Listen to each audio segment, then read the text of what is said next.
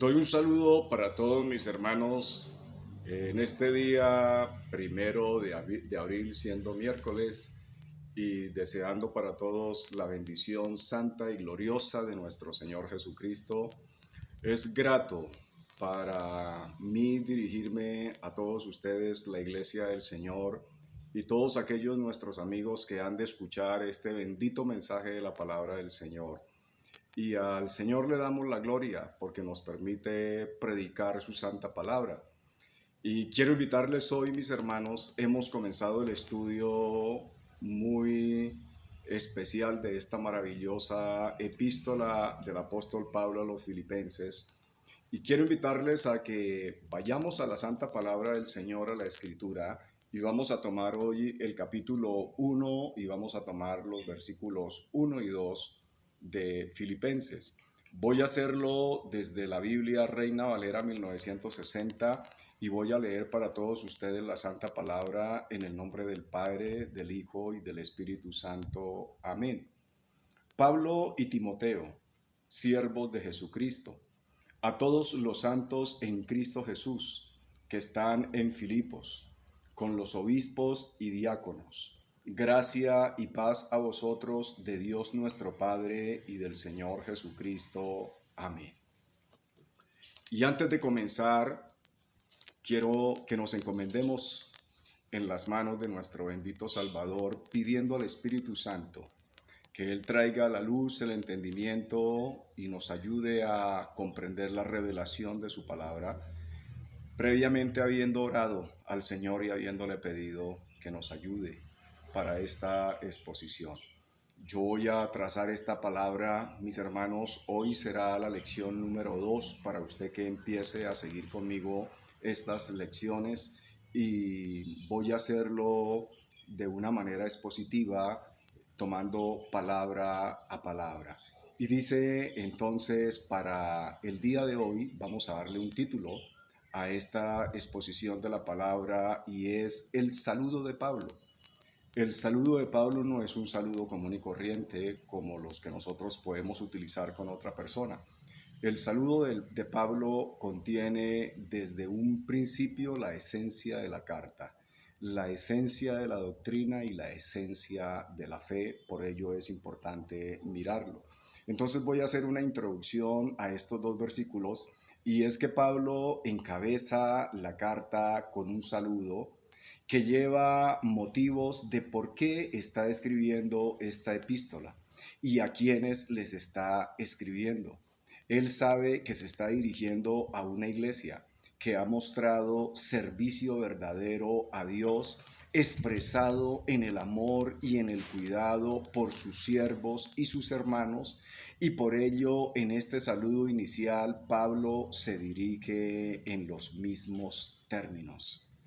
Que la gracia y la paz de nuestro Señor Jesucristo estén con todos ellos. Vamos a trazarnos un objetivo para esta exposición, y es aprender cuál es la evidencia de un verdadero siervo de Dios. Los siervos de Dios son aquellos que están dispuestos en obediencia a la voluntad santa del Señor y están dispuestos a servir a Dios, a trabajar por encima del costo que esto tenga, como nos lo va a enseñar el apóstol Pablo, quien nos está escribiendo esta epístola desde la prisión en cadenas. Pero como él lo ha expresado, la palabra de Dios no está presa. El apóstol está diciendo que no hay ninguna circunstancia que detenga a un hijo de Dios, a un servidor del Señor, para que el santo evangelio sea anunciado. Entonces vamos a mirar el versículo 1 y comienza diciendo: Pablo y Timoteo, siervos de Jesucristo. Aquí en este saludo Pablo incluye el nombre de Timoteo, porque este consiervo fue un colaborador importante en la propagación del Evangelio en Filipos y en sus alrededores, así como un testigo confiable que corroboraba con autoridad las verdades expuestas por Pablo en esta carta como también en las otras. Vamos a tener en cuenta que Timoteo es uno de los colaboradores, es uno de los servidores en el ministerio con Pablo. Por ello, Pablo está haciendo referencia a él.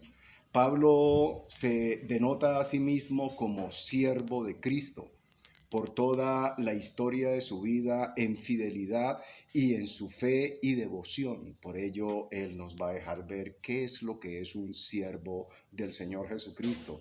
Tanto en el judaísmo fue fiel y extremadamente celoso, como también en el cristianismo desde la misma manera en que fue llamado por el Señor, desde el mismo momento.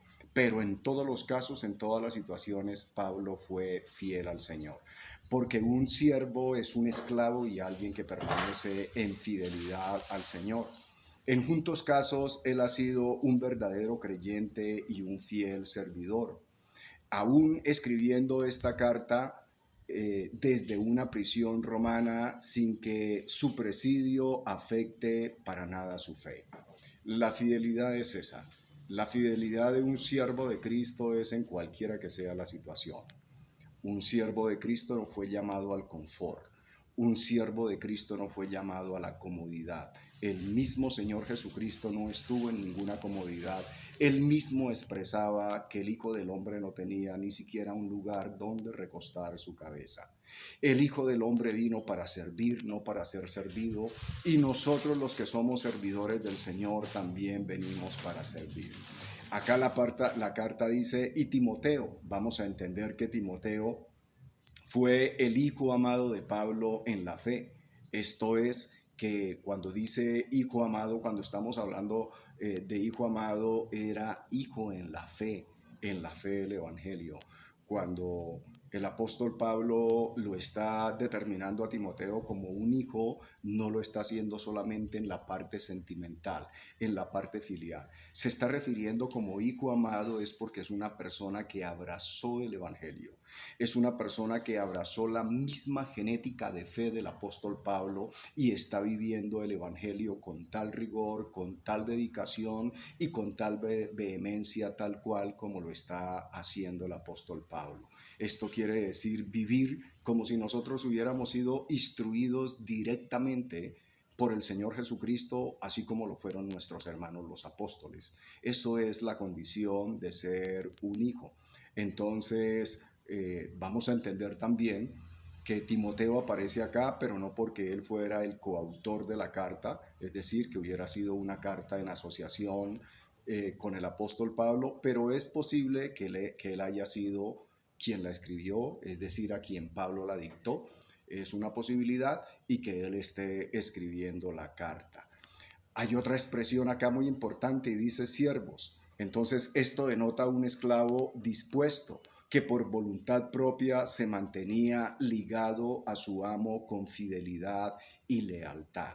Esta es la expresión de un siervo. ¿Cómo lo vamos a entender? Vamos a ayudarnos con un pasaje y vamos a verlo desde la primera epístola de Pedro. Y vamos a mirarlo en el capítulo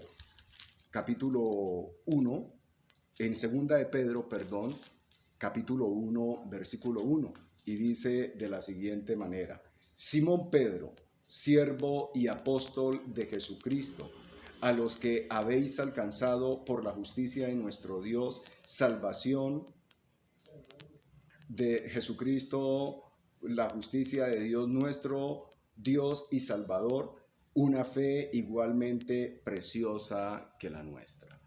Entonces, el apóstol Pablo está dejando ver lo que es un siervo. Y un siervo es ese que ha alcanzado la justicia. Un siervo es aquel que ha alcanzado la fe, pero no una fe cualquiera, sino una fe igualmente preciosa que la de los apóstoles.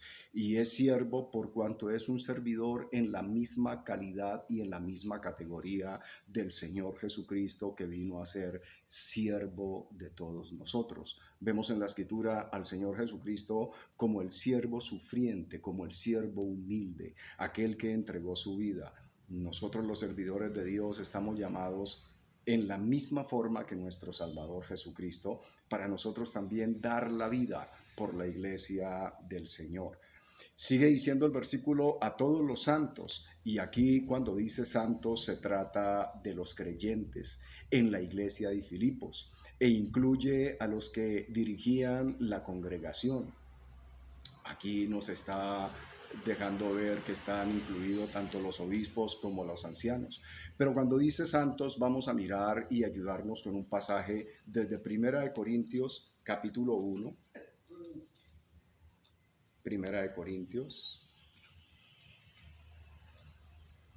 capítulo 1, y vamos a mirar versículo 2, que nos dice de la siguiente manera: a la iglesia de Dios que está en Corinto, a los santificados en Cristo Jesús, llamados a ser santos con todos los que en cualquier lugar invocan el nombre de nuestro Señor Jesucristo, Señor de ellos y nuestro. Acá santos nos está dejando ver que son todos aquellos que hemos sido limpiados por la sangre del Señor Jesucristo, que hemos sido santificados en el Señor Jesucristo, puesto que Él tomó nuestro pecado, lo cargó en sí mismo, nos dio su justicia y nos impartió ese nombre de ser santos, porque quitó nuestra maldad. Entonces, en Cristo Jesús, esto describe la unión de los creyentes de Filipos con Cristo en su muerte y en su resurrección. Esto nos está hablando de los santos en Cristo Jesús. Nos está hablando que los santos tienen una unión con Cristo, una unión tanto en su muerte como en su resurrección.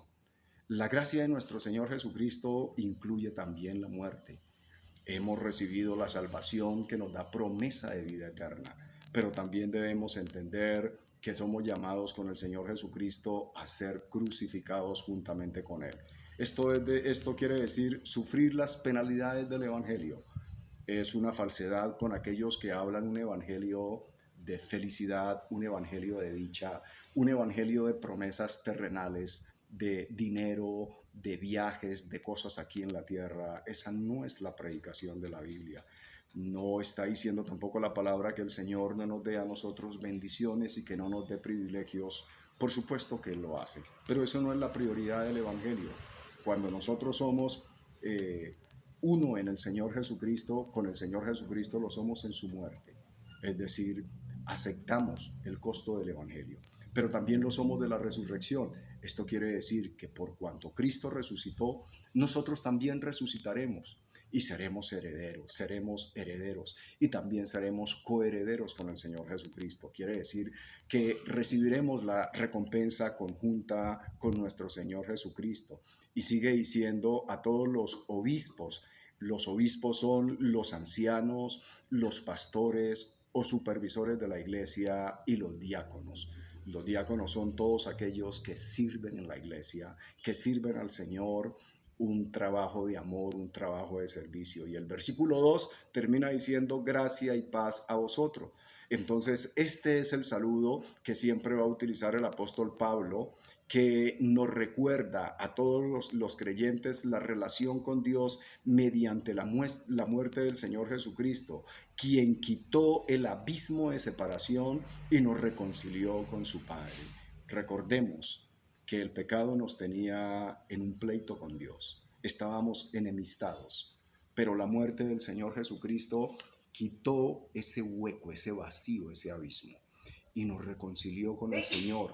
Entonces ahora nosotros tenemos paz para con Dios. Esto quiere decir que esa enemistad fue quitada y ahora el Señor Jesucristo por su obra nos amistó con Dios y ahora gozamos no de la ira, sino de la paz de Dios y el favor de Dios.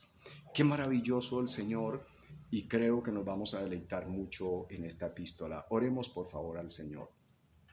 Eterno Dios y Padre, gracias por la obra, gracias por la iglesia de Filipos, Señor, y gracias por el mensaje que el apóstol Pablo tiene para toda la iglesia en adelante, Señor, y nos motiva a ser una iglesia fiel como nuestros hermanos filipenses. En Jesucristo nuestro Señor. Amén. Un saludo para todos ustedes, mis hermanos, de su servidor y amigo. Que Dios me los bendiga.